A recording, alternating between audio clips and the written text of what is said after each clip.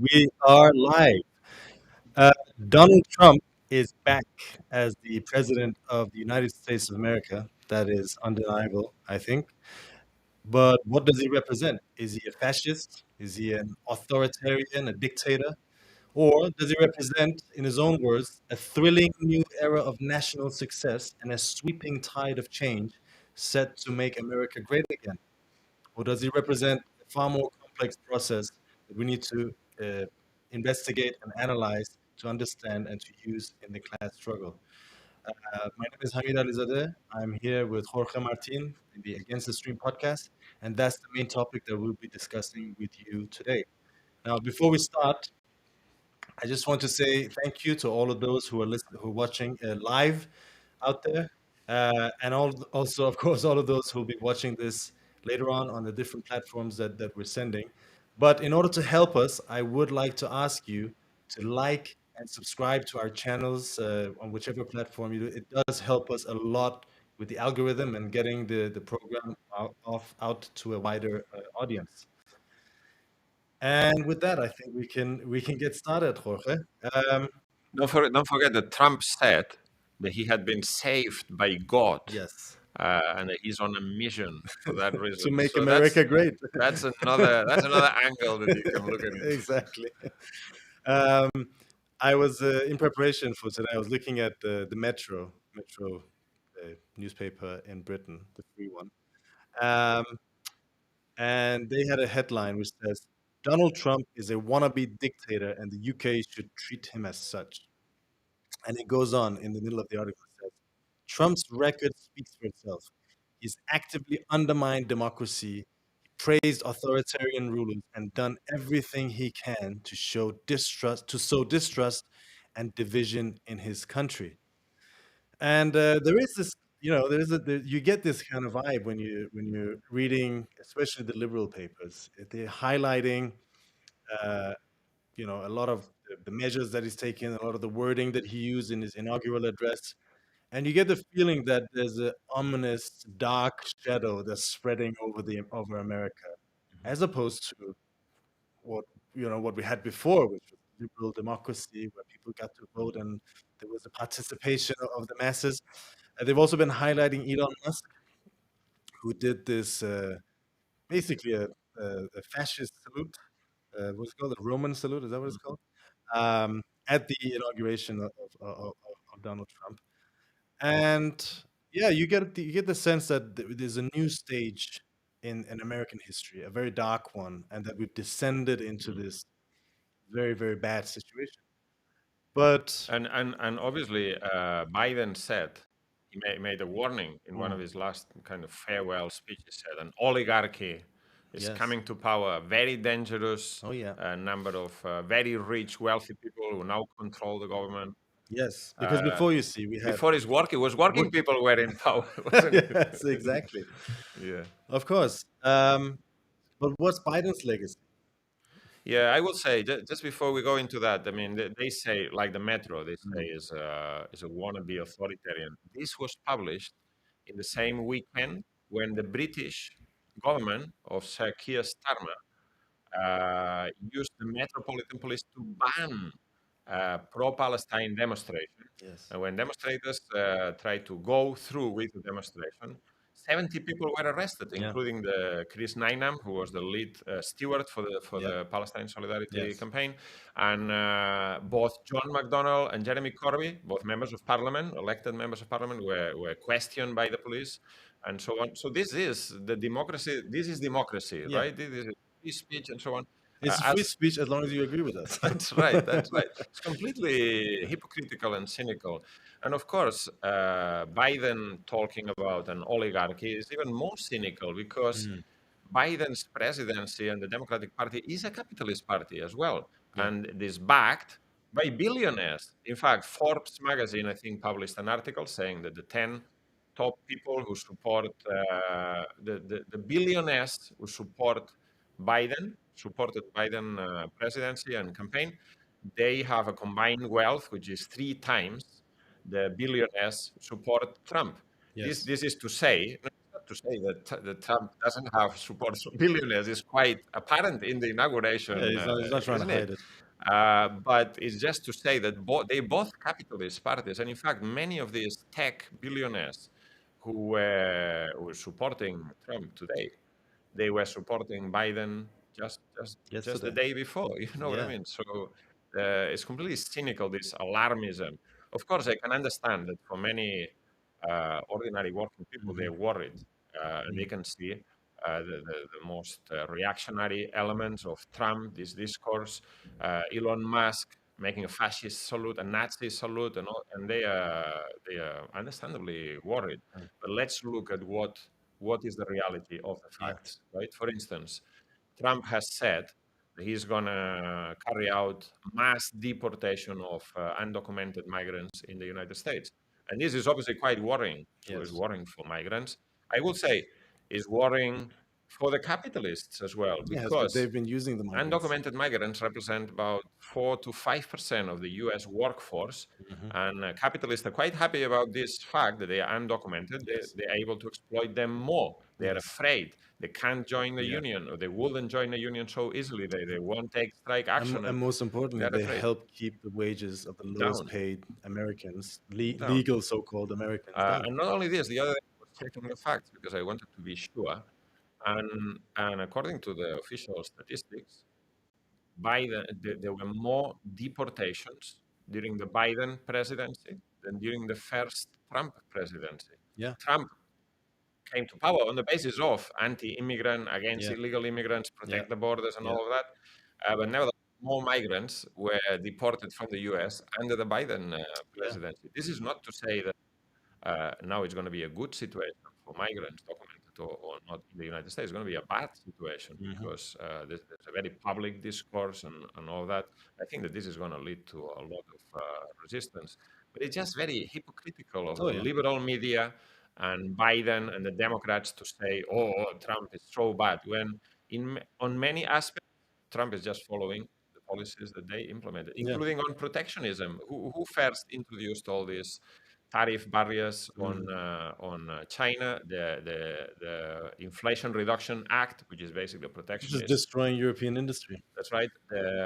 What's the other one? The Chips Act. I can't remember how I it's can remember. called, but it's basically subsidizing U.S. companies to the detriment of other companies, introducing export bans of technology Hmm. against China, and all of that. So these policies are capitalist policies that they were the same before. They're the same Yeah. now. And I would say, on top of that, this old, good-hearted, democratic gentleman did start a war Yes. in Ukraine, Hmm. provoked the war consciously in Hmm. Ukraine, which has destroyed the whole country. That we can say that. I mean, it's Yes. destroyed several generations, Yes. and it's going to leave a country in as a wasteland, as a barbaric wasteland for decades to come. In doing so, he cut gas. He essentially cut gas supplies, cheap gas supplies to Europe, which is now Which is which is destroying the whole yeah, of the European industry. and benefiting U.S. exports Of of course, LNG gas. exactly, gas, which he says, now he says he's such an environmentalist and he doesn't want drilling in them. Yes. But they were insisting that the Europeans, they were the first ones to Yes. insist that the Europeans should buy Hmm. American gas. Yes. They've destroyed Europe's industry. We've only seen the beginnings of this, but we're talking a halving of industry in the biggest industrial country, Germany, over a very short period of time. And that will affect other countries, which means unemployment, poverty, the destruction of the welfare states. Hmm. Um, they've, in doing so, they've also raised world oil and gas prices, which again has added to inflation. They've caused serious dislocation of Hmm. the supply chains and economic, basically disrupted the world division of labor that Hmm. globalization Hmm. essentially brought along. Um, and who's paid for this? And the other war, by the way, the war in the Middle East, which Biden has supported, Yeah, backed, funded, and given basically Netanyahu a blank check complete blank check. for 15 months to carry out wars Yeah, in against Gaza, war against the West Bank, yeah, war against Lebanon, Syria, Iran, and yeah, Yemen. yeah.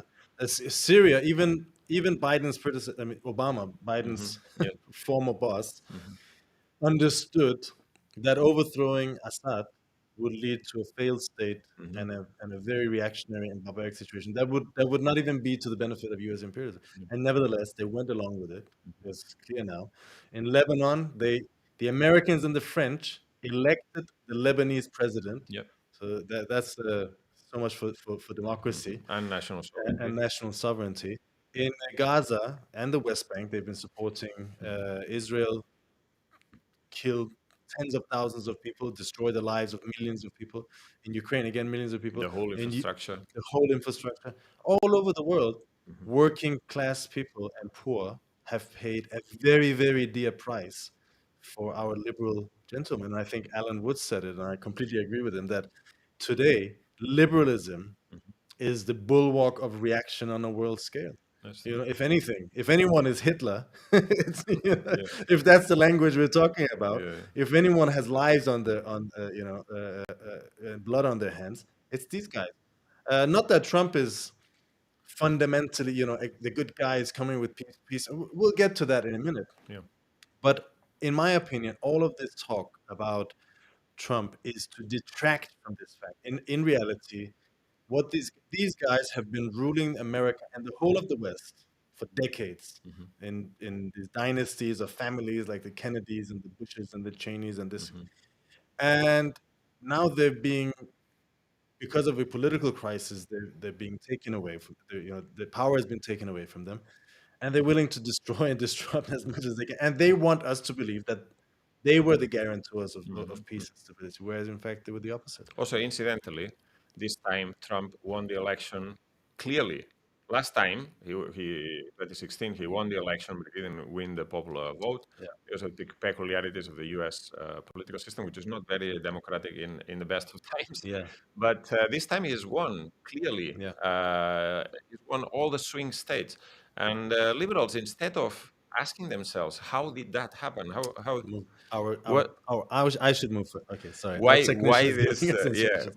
how did that happen? Instead of asking themselves that, they're basically saying, oh, this guy is against democracy. Mm, And yeah, I mean, it makes completely yeah, a lot no of sense. talk has been about women's rights and Hmm. obviously immigrants and general rhetoric of racism, Hmm. which obviously is a part of. It's clear that Trump is a misogynist, Hmm. and he's appealing to a certain layer of American society of of kind of lumpen proletarians Hmm. probably and other kind of middle class layers who have those ideas. Hmm. Um, but was Biden better for black people? Was Biden, Mm. was the Biden presidency good for women? There's Certainly not in Gaza, certainly not in Gaza, but also not in but the United but States. also in the United States, Yeah. the pressure on living standards Hmm. that has been on the American working class for the past decades. Um, who has that affected the most? It's been the weakest in society, i.e., the most oppressed layers, the most marginalized layers, which are women. Who does it affect that you can't afford to send your children to nursery? Hmm. It affects women, isn't Hmm. it? Because they normally have the lowest wage, and traditionally they're often pushed in a situation to stay at home. Hmm. They're the first ones to leave the home. They're the first ones to become more dependent Hmm. on men. They're the first ones to bear the brunt of all of these things. Correct. And every step forward for women's liberation has not come about by some committee set up Hmm. to make sure that you have females in in leading positions and directors and so on Hmm. and so forth, but by the class struggle, by the Americans workers fighting for better living standards, better conditions, and in doing so, understanding the common unity and fighting for Hmm. generally higher, living conditions. Whereas the identity politics that the liberals represent is what is an first of all is an identity politic mainly for the rich Hmm. and for the upper layers of society, and it's also a diversion from the real questions. They're saying, "Oh, don't worry. We know that your conditions have been getting worse. Your wages have been undermined by inflation. Your rents and mortgages is rising, but we are, in words, standing up for the rights of women, of black people, of all of the same people who are actually suffering the most Mhm. from the exploitation that the capitalists do. And it's a distraction. And what it actually does is that it plays into the hands of people like Trump, Precisely. because it divides society up along non-class layers: women against men, blacks against whites, or Hispanics, and so on and so forth. Um, and it allows people like Trump to go and say to white working class men, let's say, Mm, why is no one speaking on your behalf? mm. And it resonates with them. So it allows, in effect, both of them are helping each other Each other, yes, divide the ruling class. precisely. We also see the cynical moves of big corporations. We're talking about big multinationals Yes. who 5 minutes ago they were waving the rainbow flag and creating inclusivity programs and training Yeah. programs, stuff like that, and spending money on this just to wash the faces of the Yeah. real exploitation that they represent. And now, Yeah. 5 minutes later, they are doing away with all of this Yeah. just to ingratiate themselves with the new the new president. I mean, Yeah. which goes to show how cynical they were before, Of how course. cynical they And are also, now. this the other thing.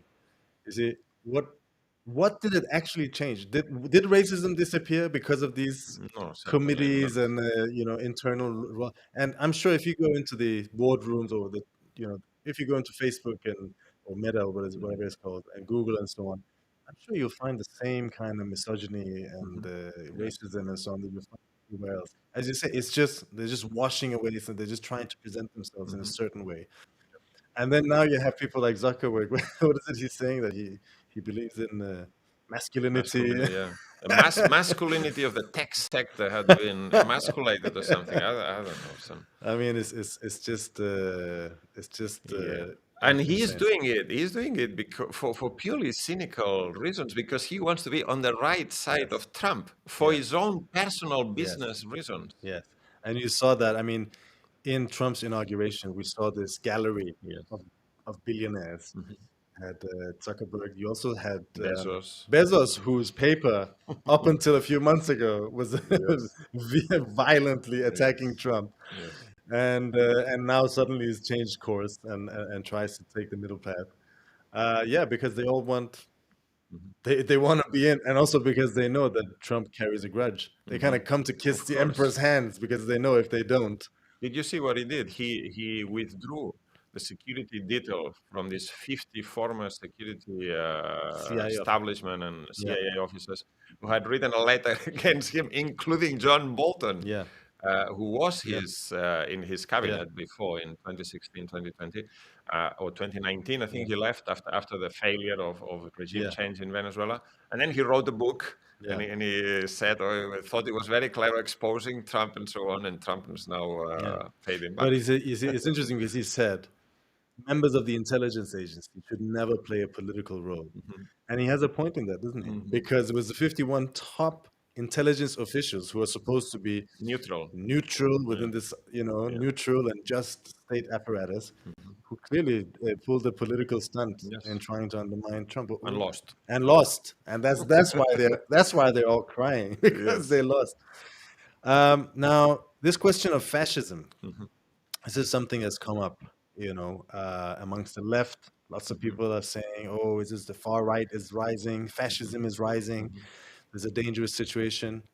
Um, but obviously, that's not what fascism really is. First of all, mhm, fascism uh, is a you have to define it in a scientific manner, and fascism is essentially a mass movement of enraged petty bourgeois, middle class layers, mhm, and lumpen proletariats, criminals and these kind of mhm, downtrodden, declassed elements, we can say, um, which are mobilized by finance capital in order to what? To destroy the working class and its physically organizations, smash. physically Yeah. smash it. That's why we see with Hitler, Mussolini, all of these people, Mhm, the real fascists mhm, who come to power, what they did, the first thing they did, of course, Hitler killed. many Jews. He was clearly anti-Semite. It was central to his ideology.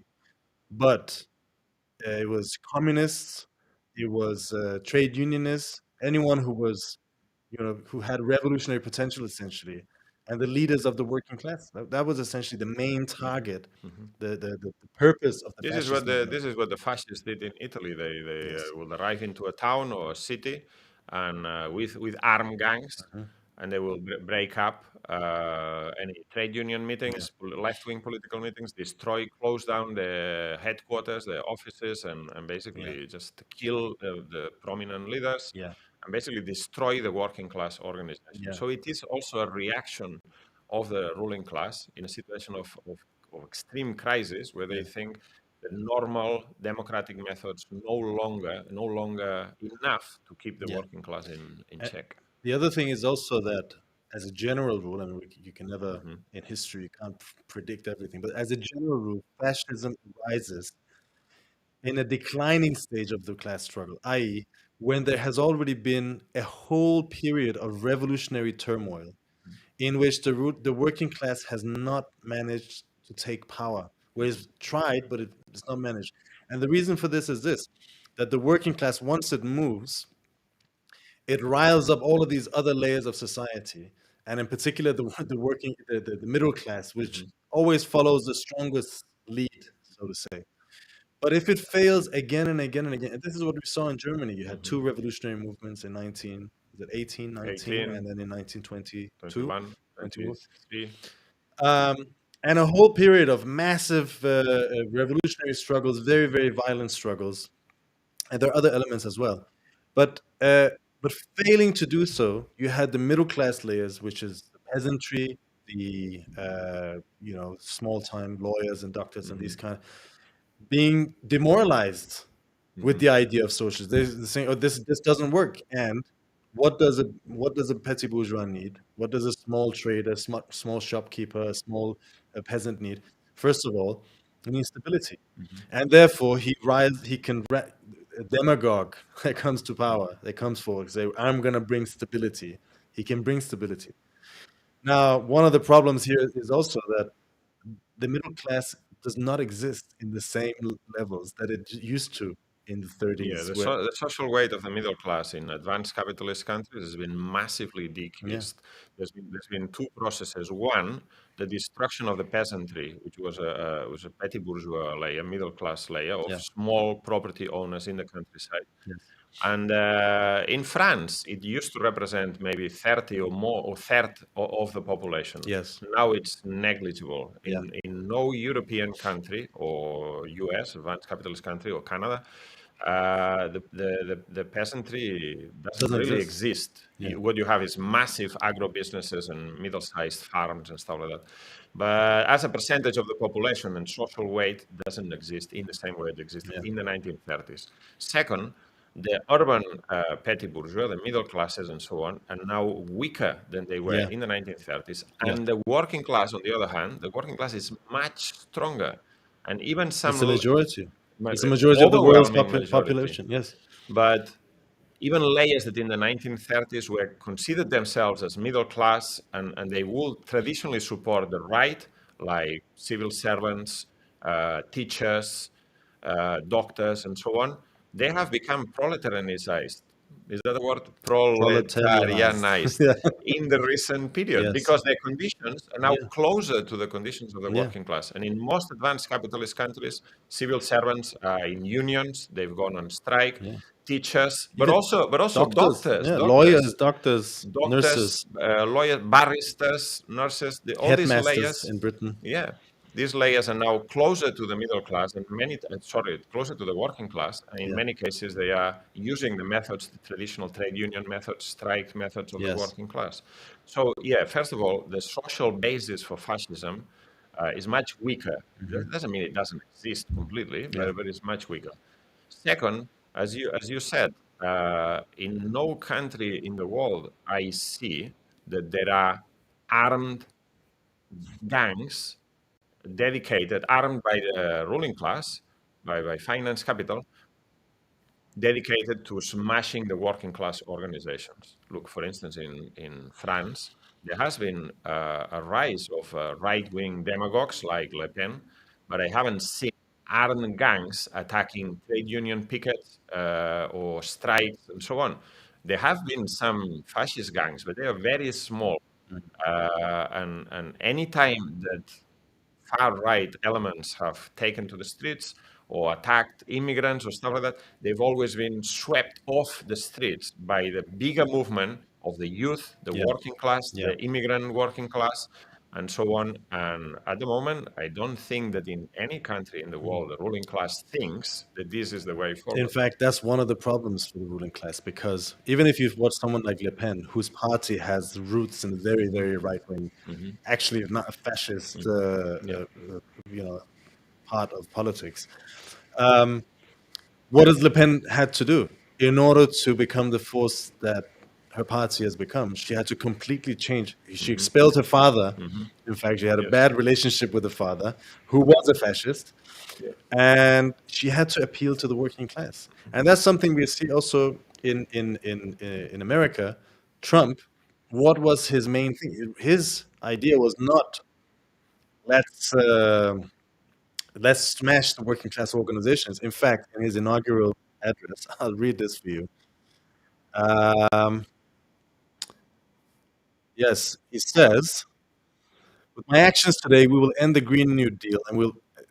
This is a change in industrial policies, right? Hmm. Will revoke the electric vehicle mandate, saving our auto industry and keeping my sacred pledge to our great American auto workers. And he has appealed to the auto workers union.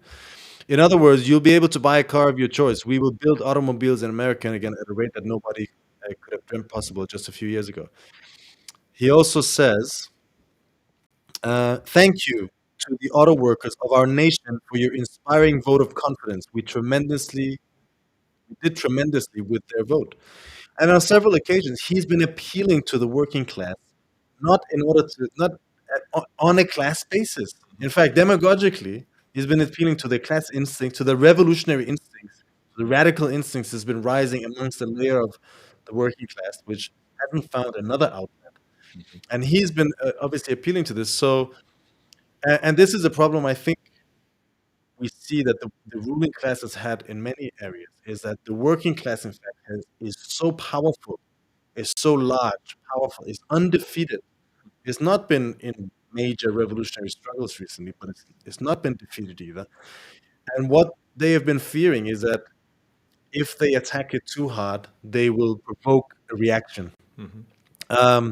which will then become a revolutionary reaction. Hmm. And on the other hand, you've seen these nationalist formations developing a rhetoric which actually appeals to this. Le Pen had to come out and promise that she'll not make any cuts Pensions to and pensions and so on. austerity cuts. Whether she'll follow up Yeah, with that, that's a that's a different matter. different matter. But But I think there's another example of this, a Mhm. more recent example, very clear example of this. It's in Greece, Yes. and with the rise of the Golden Dawn. Now, Mhm. the Golden Dawn is not like Trump, right? The Golden Dawn It's is an actually fascist. open neo-Nazi party. Mhm.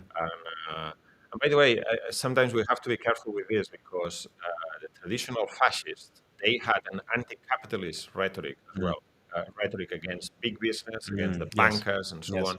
And this was like the Golden Dawn. The Golden Dawn in Greece had You have this. to move closer. The Golden Dawn in Greece had this policy. Also had strong links with the state apparatus, the police, and so on.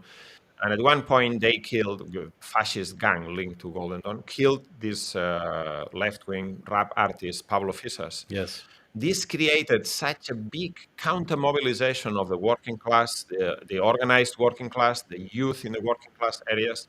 In Crete, I think it was, there was a huge demonstration and they basically ransacked the headquarters of the Golden Dawn. The Golden Dawn had to run away. Yeah. And there was such was the reaction that even the state had to intervene. There was Yes. a trial, and a Yeah. number of leading figures in the Golden Dawn were put in jail.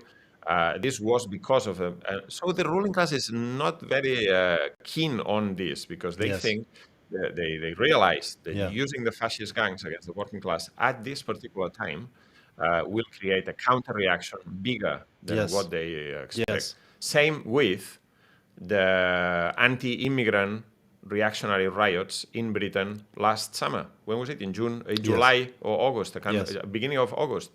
There were a number of far right. These are far right elements, Yeah. including some openly fascist elements organizing against migrant hostels and so on. And what happened is that within the space of a week, the working class communities, the migrant communities, the Muslim communities started to organize and fight back, particularly the youth. Yeah. And they confronted them physically. They Yes. sent them packing. What did the state do? This is the same Starmer government. They've been also using this rhetoric against small boats, against migrants. They immediately took the harshest action against these people, arrested a whole number of people because they were afraid of what was being built as a reaction to them. So that is that these two examples really show you the real balance of forces and the fact that the ruling class today, at this particular time, is not interested in developing or arming or promoting the fascist gangs in order to confront the working class. They can't. Yeah, and I think, I mean, the fact is there are fascists in Trump's coalition, let's say. There are the enraged petty bourgeois. I've met a few of them myself. You know, you talk and you feel like you're reading a communist analysis from the 30s.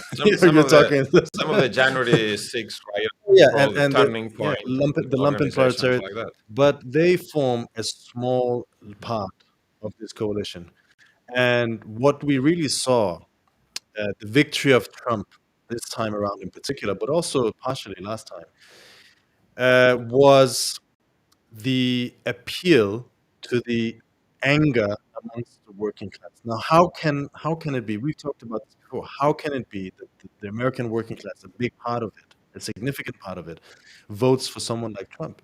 What is clear is because there's no other alternative, and people are angry. This is what we've been hearing. There's a very strong anti-establishment mood, and the only one to articulate it is Trump. Exactly. Unfortunately, he does so from a reactionary point of view. Yes, but I mean, because there is an anti-establishment figure of the left. Exactly. Bernie Sanders, we've said this many times, could have tapped into the same mood. In fact, many people who vote for Trump would vote for Sanders. We have a comrade in my branch of the Revolutionary Communist Party in Britain. He is American, and his brother is a Trump supporter. And he was talking with him, and he said, "Why would you vote for someone like that?" He said, "Yeah, well, there's no one else." And then this comrade said, "Well, what about Trump? Sorry, what about Sanders?" And his brother said, "Oh yeah, of course." I would vote for. That's what a lot of people. Why? Because they see this as their way of striking a blow against the establishment that's been oppressing them, suppressing them, humiliating them, and exploiting them throughout their whole lives. But of course, this is a very distorted expression, isn't it? How can it be that anti-establishment, anti-ruling class anger is expressed through the medium of a real estate billionaire? So it's very... well, this is the point, as Hegel said, nature abhors the vacuum. And social tensions will find a vehicle, whether the communists or the left has made one for them or not, it will find one. And that means that the path of the working class has to take some detours. But nevertheless, it doesn't mean that it's not learning and it's not growing. This is a sign of a rising anger and class consciousness developing. But as you say, it's been distorted. Very distorted expression. But if I can add something, that of course, it's also true that under the mantle of Trump, these openly far right and more dangerous elements will become emboldened, right? And we can see a rise in attacks on migrants, racist attacks, and so on. However, the way to fight that is not like the liberals are saying, let's all unite in defense of democracy.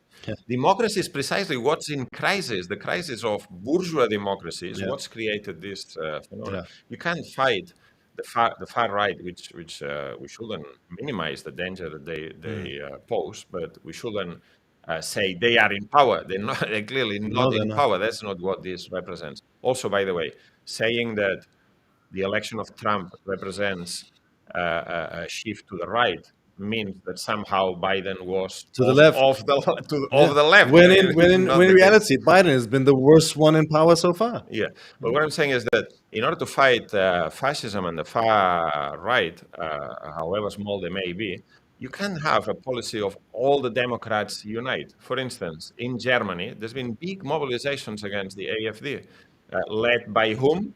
By all the bourgeois parties that the majority of the people hate, and the left is joined in. Yeah. In Austria, the same thing. The left is joining. Oh, we must all defend the constitution. We must all defend the Yeah. republic.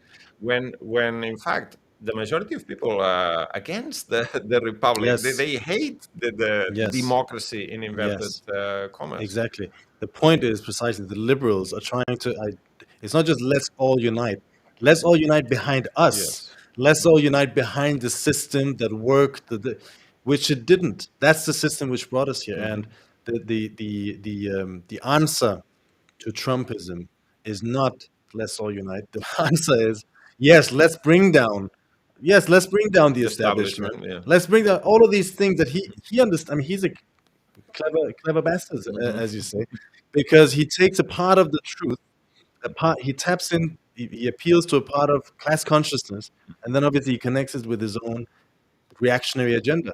Our task is to start from the same correct view, the Class angle. class, and then say yes, but these guys are not going to solve this problem. Why? And here's the thing, because Trump now is in a situation where he's this.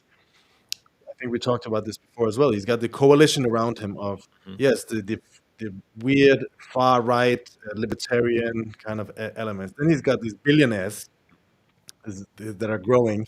The group is growing, um, and then he's got the working class. But who is he going to satisfy? Mhm. Who the In fact, billionaires? when there was the inauguration, the BBC had a correspondent in Washington. They were interviewing people.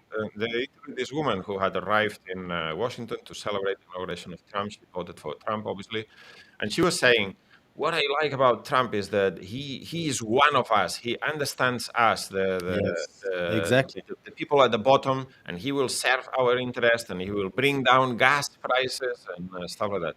Now the problem is that he's not gonna he's not gonna, because the policies that he's proposing, the economic policies that he's proposing, in reality, are going to have a counterproductive effect from the Mm, point of view of the working class. He's promised a lot, right? He's promised to bring down prices, bring back well-paid, secure jobs, develop, make America great again from yeah, the point of view of the economy, and it benefit working class people. But is he going to deliver on that? that's the question. That's because can he satisfy two masses? Hmm. That's the essential thing. In the end, is he going to be the billionaires who live off the exploitation of the working class, Hmm. or is he going to be the workers who produce all the wealth in society? And I think there might be a period, a honeymoon period. Some of Yes. his policies might have a certain impact, and also he will be seen uh, as a president in opposition. Hmm. He will be opposed by the full might of the state apparatus Hmm. and the whole system that was built around the old establishment, and that might give him some leeway. But sooner or later, it's the same with Obama, right? And the Democrats. We always said when Obama was There was elected, a lot of hope. there was a lot of hope, and the Americans had to go through a school of the Democrats. Now they have to go through the American workers have to go through the school of Donald Trump.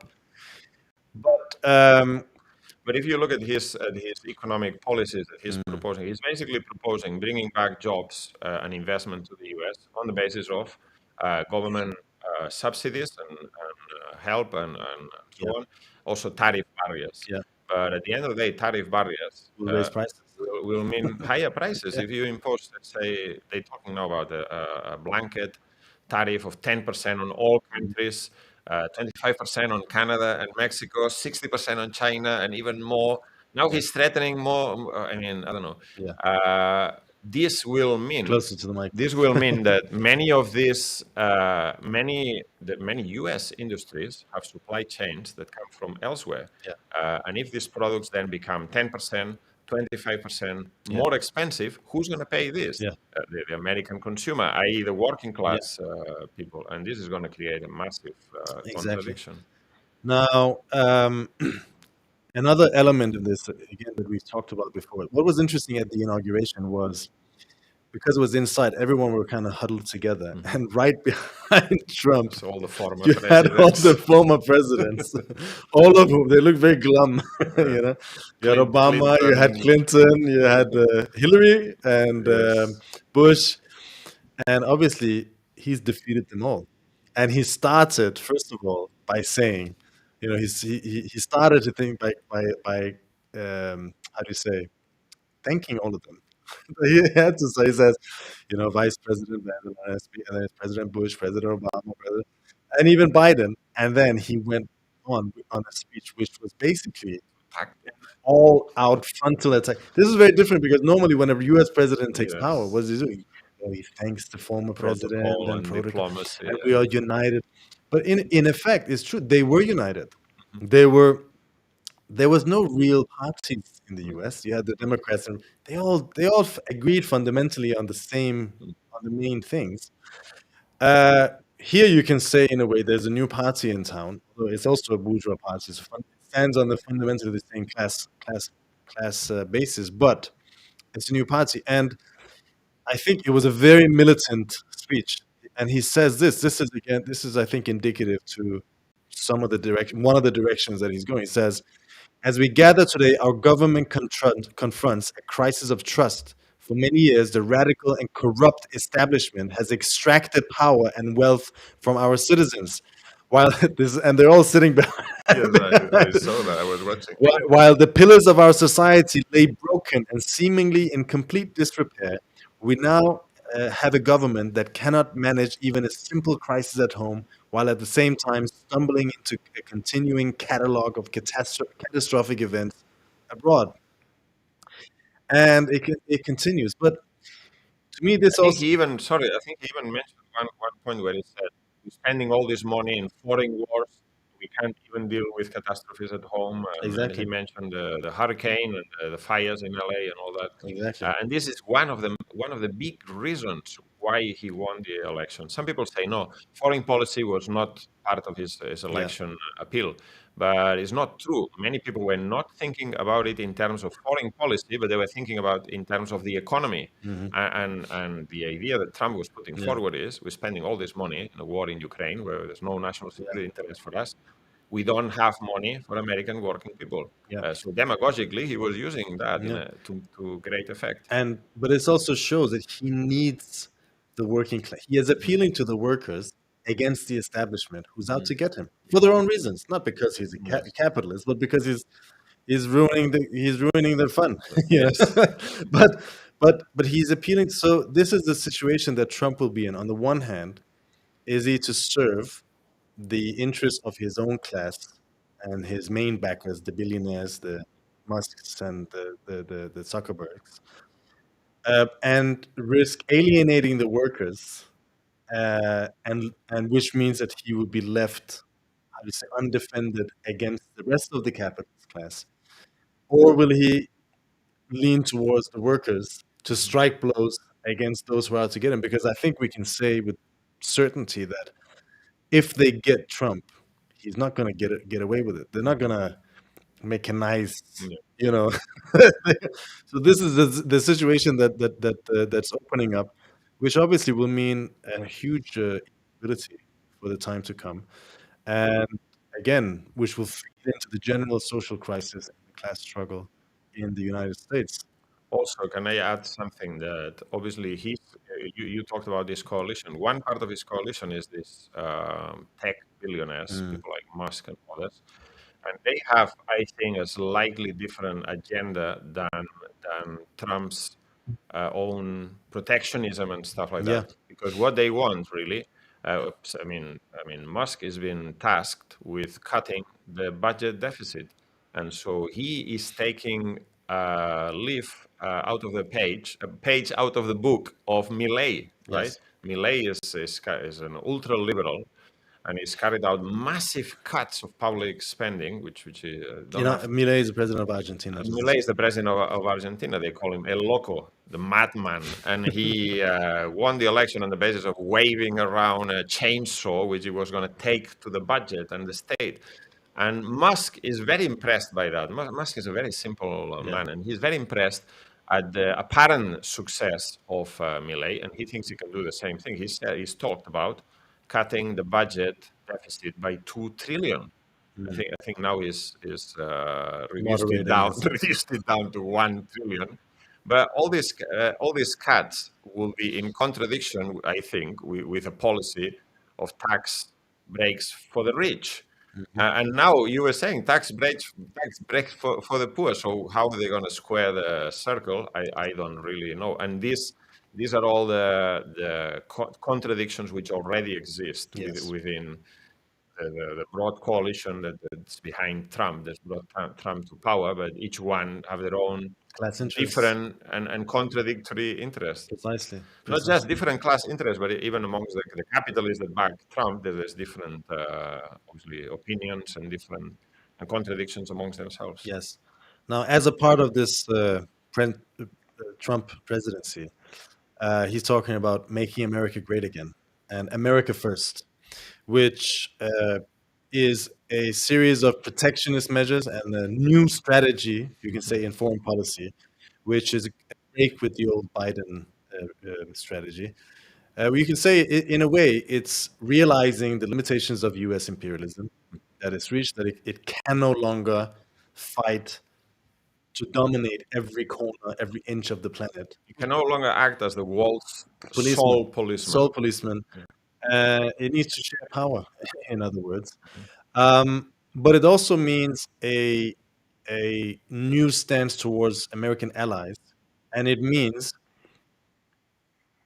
taking measures that are to the detriment of traditional American allies such as Particularly Europe. Europe Yes. and Israel and others. Mhm. Um, in essence, to bring back jobs, you can say, exporting the American crisis, bringing Mhm. exporting American unemployment, exporting all of these. Yes. This is a very strong part of Trump's message. He says, "Well, are we stupid? Yeah. Are we subsidizing the Europeans? We're paying for their defense. Are Mhm. we stupid?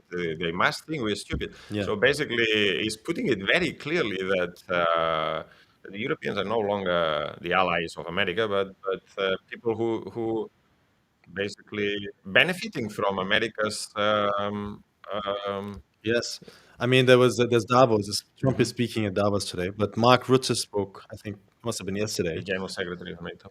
General Secretary of NATO, and he was talking to Europeans. He said, basically, Trump feels, and Mark Rutte was the Prime Minister of Netherlands, and at that time, he was totally on board with the liberal agenda and the Mhm. way that things used to be run. Now suddenly it's changed his tune. That shows what a lapdog he is. So basically, Trump felt basically the U.S. was getting a bad deal, and that Europe was funding its social model, its healthcare system, its pension system, while we're underfunding in defense. What does that mean, Margaret? And that's basically what Trump is saying, which is a fact Mhm. that for decades, America, in order to compete against the Soviets, in order to defend themselves against the Soviets, they built up Europe economically. They stationed American troops, which meant that the European countries, in particular And Germany, missiles. and Yeah. which meant the European countries could have a smaller army, Mhm. lower military expenditure, which meant that they could spend money on things such as social, welfare, but But also also research and development. research, development, infrastructure, Investment. which meant that you could build up a very, very advanced economy. Now, Trump is coming and saying, we're not doing that anymore. We're pulling back. Not only are we doing that, we're taking all of your companies. We're putting tariffs on anyone who's not Over. Yeah. producing. We're bringing, and so yeah, that's America first, and that's the result of that. I guess you can say Biden started that with the war Mhm. on Ukraine, and what you have now essentially is the Europeans fighting to keep America in there. Mhm. Starmer is making 100-year deal with Mhm. Ukraine to Mhm. support Ukraine for 100 years, Which means nothing. which means, but it's an attempt to Yes. keep the war going, to keep the Western intervention in place. While Trump is saying, no, I'm leaving you, Mhm. and What I'm was Rutte taking. saying? Go back to Oh this. yeah, but here's the thing, because what he was saying, as you say, that the health that is at Europe has not been building an army, and instead has been having a healthcare system, a pension system, and underfunding in defense. What does that mean? That means you have to start funding more. Mhm. You have to raise to 2% and far more than 2%. No, no. Now Trump is talking about five 5% percent of GDP of GDP is spent in defense, in defense. And what has to go? What has to give? pensions, healthcare, education. Working class Yeah, living standards, exactly. essentially. Yeah. Again, a recipe for class struggle. Mhm.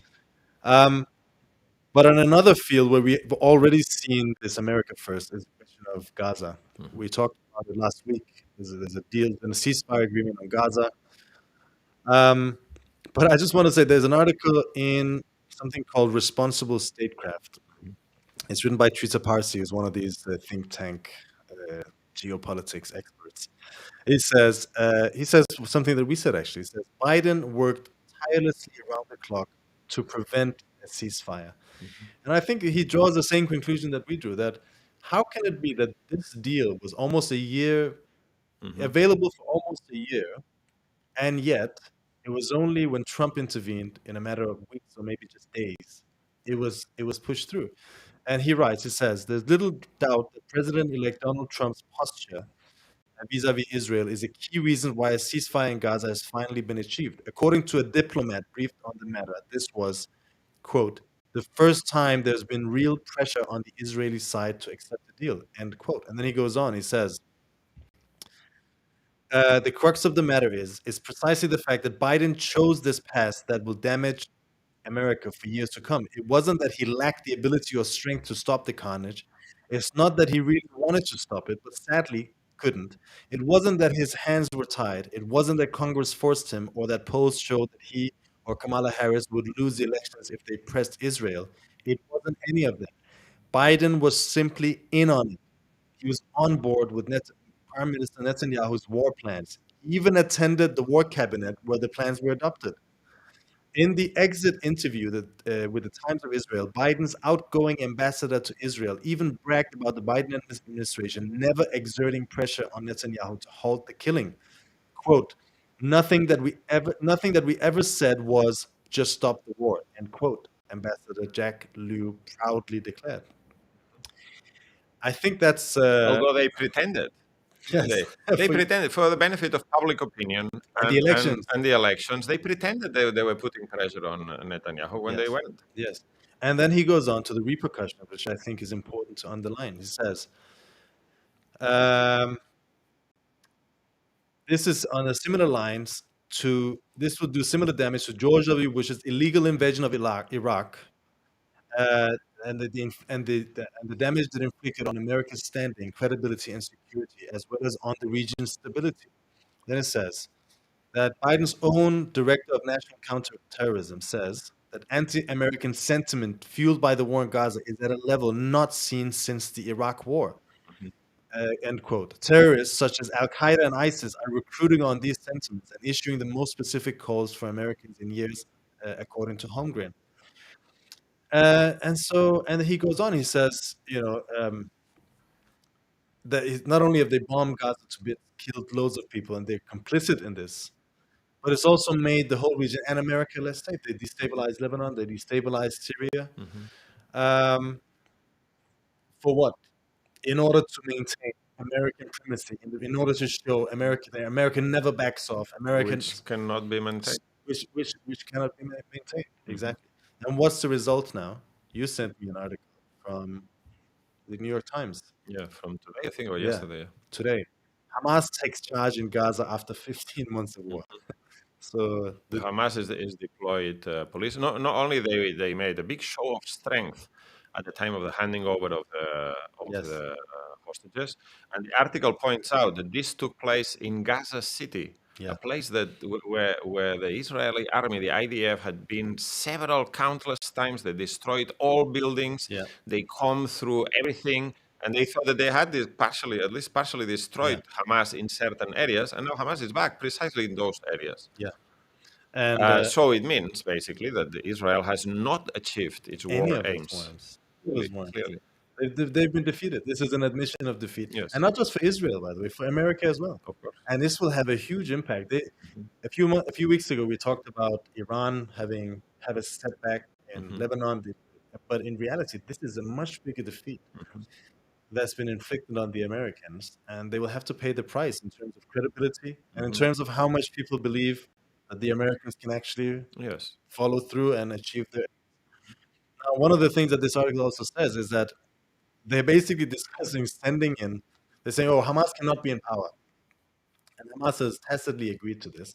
What they're saying is Hamas maintains the military presence in Gaza, i.e., the police and the army, the special forces, the prisons. I take it, but that the official administration is given to the Palestinian Authority, which is a front for Israeli occupation. Is Mhm. Palestinian Israeli pris- Palestinians acting as Israeli prison wards, Yes. essentially in the West Bank, And which is incredibly discredited, completely discredited. is hated by all the Palestinians. Yeah. But also, what would it mean in Gaza if all the arms are in the hands of Hamas? Yes. I mean, they would be in charge. Again, Mhm. it's covering up a defeat, Mhm. which will raise a lot of questions in Israel. And already there's a question of, Mhm. will this deal hold? Mhm. Will this Haaretz? Sorry, go ahead. No, no. First of all, before getting into will this deal hold, what does this deal mean? We said last week, isn't it? I mean, the Palestinians are going back to an area which is completely destroyed to the ground, which will take decades to rebuild. But not only this, that now the settlers have been given a free hand in the West Bank to Yeah, carry out all sorts of rampages, attacks on Palestinian yeah, villages, and so on, with the full backing of the IDF. I mean, in the past, they still for a period of time, under pressure from Biden for public opinion yeah, reasons, they kind of attempted to restrain them. There was the U.S. introduced some sanctions on the leaders of the settlers, yeah. which Trump has now lifted. Reverse, yes. The IDF has now gone in Jenin, which is let's say at the heart of the Palestinian resistance in the West Bank, where there's a whole number of new armed resistance groups made up of the young Hmm. generation and so on, and they've gone in and they're killing Palestinians again. Yeah, So.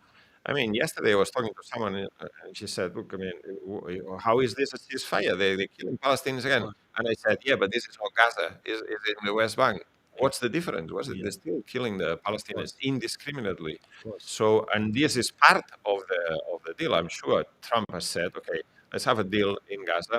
You can do whatever you want in the West Bank. In the meantime, he just wants the deal, you know." But yeah, Yes. is the deal going to hold? That's another important question. That's the thing. I think also Trump wants stability because Hmm. this war has no end in sight. Uh, there was no on a military basis. They couldn't reach any. Hmm. The question is, can they reach any solution on a civilian Yes, on a non-military basis? yes. Haaretz has written an article that says, "Trump team beware." Netanyahu Haaretz is a is a kind of liberal. liberal Zionist Is newspaper in Israel. strongly Yes, anti-Netanyahu. yes. It represents the liberal wing of the Israeli ruling class. And it says, Trump team beware. Netanyahu is lying and trying to sabotage the Gaza ceasefire deal. They do have good analyses Hmm. often. And they're highlighting basically the predicament that Netanyahu is in. Because Netanyahu, on the one hand, obviously Netanyahu was continuing this war for his own reasons. There was no, everyone could see from the beginning that this was an unwinnable war. Hmm. Netanyahu continued, as we said, because he was under pressure. He has several court cases, and he was under pressure from the right wing, his right wing coalition partners, Hmm. Smotrich and Ben Gvir. Ben Gvir has now left the coalition. Who wanted what? Who wanted a clearance of Gaza and a resettlement Hmm. of Gaza in essence. That's and what, and the formal annexation of the West Bank, and the basically. annexation of the West Bank.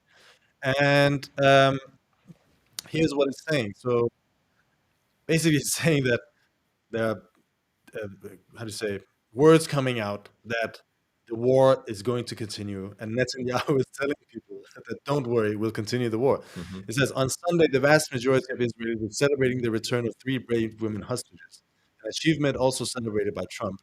The Israeli pundit most affiliated with Netanyahu, Amit Segal, crashed the party. He announced on television that he expects only 10 out of 94 hostages still in Gaza to be released before Netanyahu honors his promise to the far right finance minister, Bezalel Smotrich, and renew the war. And then he goes on and says either what's going to happen is that they're going to stall the negotiations for the next phase and waste the time until it expires, and then they're going to just continue the war, which they've done several times. Or they're going to provoke the West Bank, like they're doing now in Jenin, so much as to have real fighting flaring up, the Palestinians fighting back, and in essence saying we need to go in, we need to call all out war. Now, whether that is In fact, that's precisely what Netanyahu said himself yeah, on the Friday, Saturday, Sunday when he was trying not to sign the deal, but stay in power, keep his coalition together, all these things, yes, under pressure from Trump. One of the things he said in a public speech on television, he said, "I have guarantees, firm guarantees yes, by Biden and Trump, the two administrations, that after 42 days we can resume the war with full force." yes, So what kind of a deal, what kind of a yes. deal is this? I mean, he's already announcing whether he will be able to do it or Yeah. not is I another think matter. I But think that I think the way I see it, you see, one thing is Trump wanting to end the war, hmm and that's the thing about politics. It's always represented as just people wanting to do. hmm And yes, there is an individual element, surely, because Biden clearly did not want to end the hmm war, and Trump, I think, genuinely wants it for his own purposes, not yes, not for peace or anything like that. But the point is that he's fighting very strong social forces. One is Netanyahu's need for survival, hmm which means that on the one hand, he has to admit defeat at a certain point, and on the other hand, he knows that once that happens, there'll be questions. Why have we been fighting all of this time? What have we been doing? We're essentially turning the clock back to exactly the same political situation on the hmm ground as just before the 7th of October And attacks. further questions, I will say, for instance, questions about the 7th of October Yes, attacks. Why the was the inquiry. why was IDF and the army mainly concentrated in the West Bank Yes. and not in the southern front? And the reason is because of Netanyahu's coalition with the settlers, Exactly. far The right the the head of the armed forces has in Israel already has resigned. resigned hmm because he believes he didn't do his job. But what did that say? Does that say about the About rest the of the government. government? And so, on the one hand, he's saying to the right wing, "Don't worry, we'll start the war again. Again, Just keep supporting me, keep for voting for me." 42 days. and and then he's saying to Trump, "Don't worry, I'll convince Yes, these guys, and yes. and he's trying to wriggle, and he's trying to find, and that's what he's a snake. He's quite good at this, This but is this is, but there's a limit. everything has a limit. Yes. Something has to give. Mhm. Someone has to pay. Whether it's going to be American imperialism, or whether Trump is able to impose America first. That's the main question. And we're not discussing this because it's interesting, but because it has big, important consequences for world relations, for the class struggle on a world basis. Mhm. Because what is a key pillar of Western political power? On the one hand, you have the state apparatus and the bureaucracy that all of the ruling classes in the West rely on. But on the other hand, is the idea is there's an ideological basis that Western capitalism has based itself on, which is we stand on the right side of history, and we have the moral moral superiority and might to put behind it. We can police the world, and we can Mhm. put. But with every one of these defeats, you also have Mhm. a setback.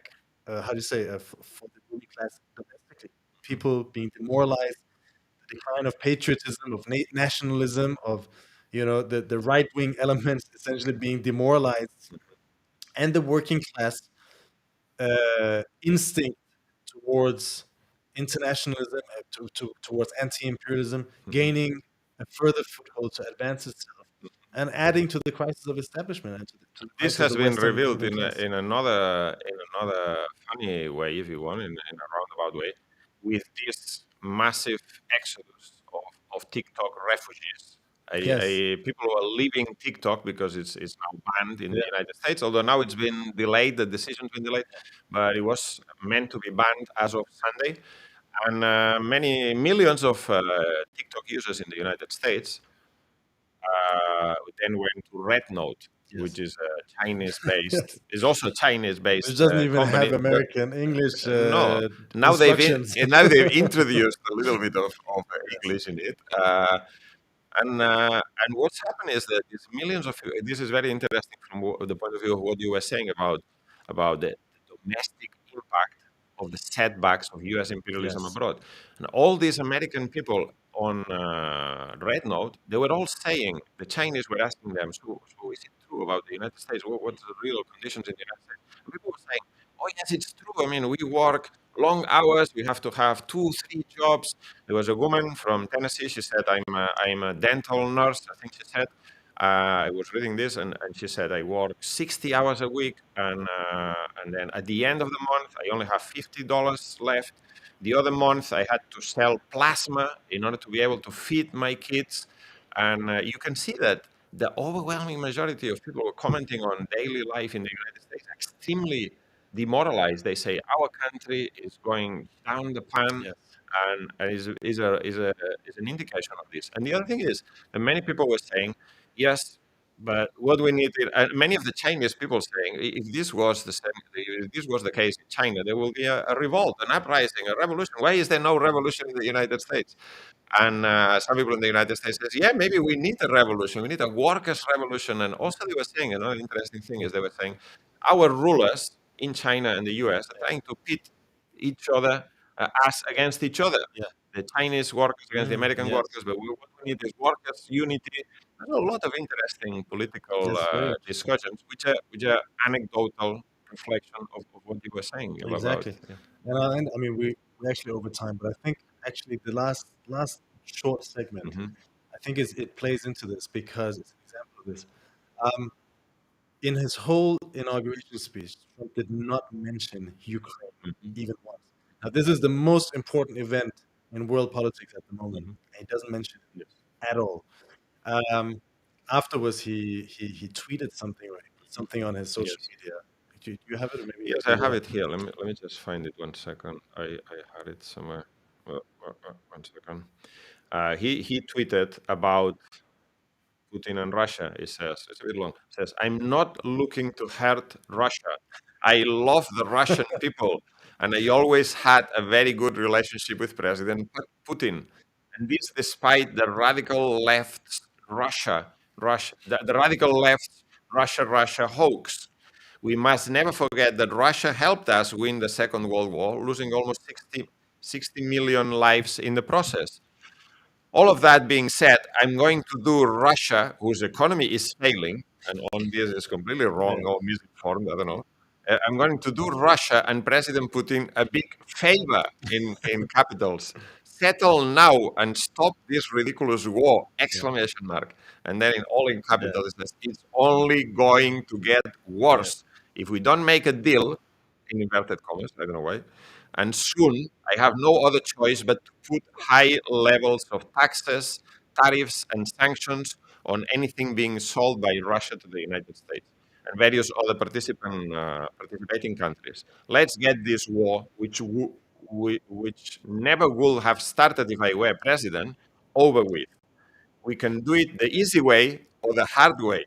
And the easy way is always better. It's time to make a deal. No more lives should be Let's lost. make a deal. Yeah. Well, I wanted to make 2 points. One is this idea that Trump wants to make a deal and he wants to dictate the terms of it. I mean, again, that you can have certain He is wishes, not in a but he's not in position a to, position to ask for anything because Russia is winning of convincingly. course, on the Is ground. crushing Ukraine on the ground, and that war is lost. But the point I actually wanted to make is this question of the of internal and ex, domestic and foreign policy being the same. That the Ukraine war, to a certain extent, especially in Europe, was in the beginning used as a means to whip up nationalism, to whip up the sense that we are on the right, we are defending the Ukrainian people. Obviously, this was all a lie, Hmm. complete lie. We're fighting for democracy, Western values, and it was National sovereignty. national sovereignty in a situation where all the ruling classes were reeling from being discredited during COVID, during the Hmm. post 2008 crises, and there was a real crisis of legitimacy. And they used this opportunistically. There was an unseen propaganda campaign, and now they're losing, and all of those lies are coming to the fore. You see online everywhere, people are massively turning against the war. The Hmm. majority of the Yeah. people of the West, including the people in Ukraine, are now against the war. They want negotiations. Yes. And is having the opposite of. And in fact, one of the reasons why the Americans didn't have to stop this war, but one of the reasons why they don't want to stop it is because this is going to be probably the biggest and most painful defeat for American imperialism in the whole of the post-war period, Mhm. even bigger than Yes. Ukraine. And the political Afghanistan, impact and, and bigger than yeah, Afghanistan. Afghanistan, bigger than Ukraine. Mhm. Sorry, bigger than Vietnam. That's Mhm. right. And the impact that this will have again on the same consciousness of the workers in Mhm. the West is going to be enormous. It's going to usher in social instability, and it's going to add Mhm. again to this process Mhm. that we're seeing. Yeah. There's one last point maybe I Yeah. wanted to make is that there is this idea that, I mean, as you said, for a long period of time, U.S. imperialism ruled the world through all these, as they call them, multilateral institutions, Yes. right? The UN, Mm. under the cover of the UN, through the WTO, World Bank. IMF, and so on. And basically, these were supposedly instruments of the rules-based order in which Mhm. all countries have a say, but at the end, US is the facade through which US imperialism dominates. Now, Trump is not interested in that because he's not interested in dominating the whole world, right? Mhm. He's interested in defending the immediate interest of US imperialism. That doesn't make the world a less dangerous place or the Yes. US a less imperialist country. Mm. On the contrary, it's possibly going to make the world more turbulent, and there are going to be many more conflicts, trade wars, and so on. Yes. So this is not in any way a positive development. But if you look at it from the point of view of what's the sanest policy, the most intelligent policy of the U.S. ruling class, you could say that probably Trump is closer to that than Biden Mm. in that respect, because Trump at least seems to recognize the limits In of reality, U.S. if imperialism. Trump is an Yes, empiricist, Biden is a postmodernist. yes, something like that. Yes. Okay. Well, I think it's been a great discussion. We'll be back again next week. We'll be back again on Thursday as usual, where we will discuss the world economy, and that will be with Nicholas, another comrade who's been on the show before. And the following week, hopefully, we'll be back again with Jorge, discussing all of these things and taking stock of what the first couple of weeks of the Trump presidency would have been, and anything else that would have happened in the world since then. Obviously, I'm sure there's lots to discuss. For all of you out there, again, thank you so much for tuning in. As I said in the beginning, don't forget to like and subscribe to our channels and share our show as broadly as possible so we can get the ideas out to as many people as possible. Thank you very, very much, and we'll see you soon again.